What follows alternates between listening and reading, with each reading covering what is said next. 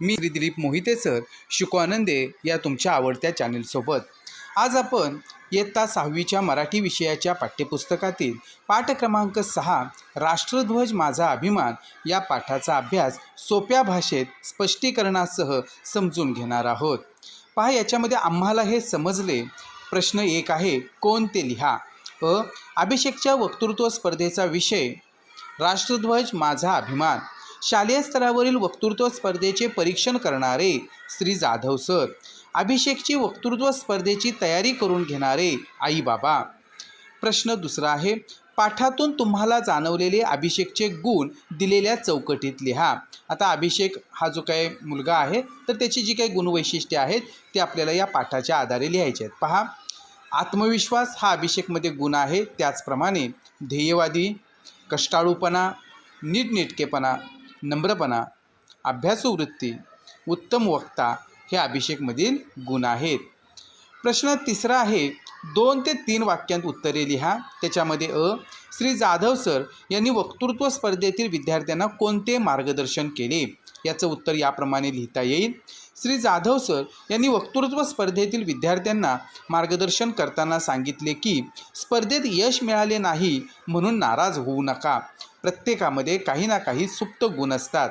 या गुणांना विकसित करण्यासाठी प्रत्येकाने भरपूर मेहनत घ्यायला हवी। हा प्रश्न आहे, अभिषेकचे भाषण उत्तम होण्यासाठी वडिलांनी काय केले? उत्तर, अभिषेकचे भाषण उत्तम होण्यासाठी वडिलांनी अभिषेकच्या भाषणात राष्ट्रध्वज आणि राष्ट्रभक्ती, राष्ट्रीय सणांचे महत्त्व या विषयांवरील अनेक मुद्दे समाविष्ट केले। तसेच आपला देश पारतंत्र्यात असताना देशासाठी घरादाराचा त्याग करणाऱ्या, प्रसंगी आपल्या प्राणांची आहुती देणाऱ्या देशभक्तांचा जाज्वल्य इतिहास अभिषेकला सांगितला। अभिषेककडून भाषणाची उत्तम तयारी करून घेतली। प्रश्न, देशमुख सर मुलांना नेहमी काय सांगायचे? उत्तर, देशमुख सर मुलांना नेहमी सांगायचे की एकटा माणूस एखाद्या गोष्टीची सुरुवात करू शकतो, पण अंतिम ध्येयापर्यंत पोहोचण्यासाठी सर्वांची साथ आवश्यक असते। विचार करा व सांगा। यामध्ये प्रश्न 1 आहे, अभिषेकचा तालुकास्तरीय वक्तृत्व स्पर्धेत प्रथम क्रमांक आला असावा असे तुम्हाला वाटते? याचं उत्तर आपण या पद्धतीनं लिहू शकतो। अभिषेक हा जिद्दी स्वभावाचा आहे। शाळेतील वक्तृत्व स्पर्धेत तो द्वितीय आला, त्याच्यात आत्मविश्वास निर्माण झाला। आता अधिक तयारी करून तालुकास्तरीय वक्तृत्व स्पर्धेत प्रथम येण्याचा त्याने ठाम निर्धार केला। आईबाबांचे मार्गदर्शन घेतले, उत्तम भाषण तयार केले, दररोज पहाटे उठून भाषणाचा सराव केला, अतिशय शांतपणे व आत्मविश्वासाने विविध मुद्दे मांडून प्रभावी भाषण केले। आपल्या मेहनतीने त्याने तालुकास्तरीय वक्तृत्व स्पर्धेत प्रथम क्रमांक मिळवला। प्रश्न 2 आहे, स्पर्धेमध्ये यश मिळवण्यासाठी कशा प्रकारे तयारी करणे आवश्यक असते असे तुम्हाला वाटते? याचं उत्तर याप्रमाणे लिहिता येईल। स्पर्धेमध्ये यश मिळवायचे असेल तर उत्तम तयारी करावी, सकारात्मक विचार करावा, मनातील भीती काढून टाकावी, शिक्षक, आईवडील यांचे मार्गदर्शन घ्यावे, आत्मविश्वासाने स्पर्धेला सामोरे जावे, अपयशाने नाराज होऊ नये। प्रश्न 3 आहे, तुम्ही आत्तापर्यंत कोणकोणत्या स्पर्धांमध्ये भाग घेतला आहे त्याची पूर्वतयारी तुम्ही कशी केली होती ते सांगा।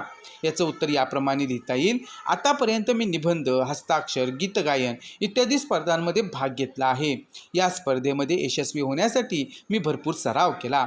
यासाठी शिक्षकांचे मार्गदर्शन घेतले, त्यांनी केलेल्या सूचनांचे पालन केले, आत्मविश्वासाने प्रत्येक स्पर्धेला सामोरा गेलो। अशा पद्धतीनं याचं उत्तर आपल्या अनुभवातून लिहायचं आहे। आता खेळू या शब्दांशी, याच्यामध्ये खालील शब्दांत लपलेले शब्द शोधा अशी कृती दिलेली आहे। पहिला शब्द आहे कडकडाट। आता यामधली जी अक्षरं आहेत ती अक्षरं घेऊन आपल्याला अर्थपूर्ण शब्द बनवायचे आहेत। पहा, कड, कडा, कडक, टक, कटक, डाक असे काही शब्द तयार होतात। 2 परीक्षण, या शब्दापासून परीक्षण, पण असे शब्द तयार होतात। 3रा शब्द आहे सभागृहात। आता सभागृहात या शब्दातील अक्षरांपासून सभा, हात, भात, हास, भास, सहा असे काही शब्द तयार होतात। 4था शब्द आहे मार्गदर्शन। या शब्दामध्ये या शब्दामधील अक्षरे घेऊन कोणते शब्द तयार होतात? तर मार्ग, दर्शन, मान, मानद अशा प्रकारचे शब्द तयार होतात। आता लिहिते होऊया यामध्ये राष्ट्रध्वजाविषयी अभिमान दर्शवणारी घोषवाक्ये तयार करा व लिहा. आता ही ॲक्टिव्हिटी जी आहे ती खूप छान आहे. तुम्ही स्वतः त्या ठिकाणी अशा प्रकारची घोषवाक्ये तयार करू शकता. पहा इथे नमुना काही घोषवाक्ये आपण पाहूया. तिरंगा आमची शान आहे, भारताचा तो मान आहे. प्राणपणाला लावू पण राष्ट्रध्वजाची शान राखू. देशाचा मान तिरंगा, आमचा अभिमान तिरंगा. विद्यार्थी मित्र हो, या पाठाचा स्वाध्याय इथे आपण पूर्ण केलेला आहे. पुढील व्हिडिओमध्ये पुढील पाठाच्या स्वाध्यायासहित आपण भेटू.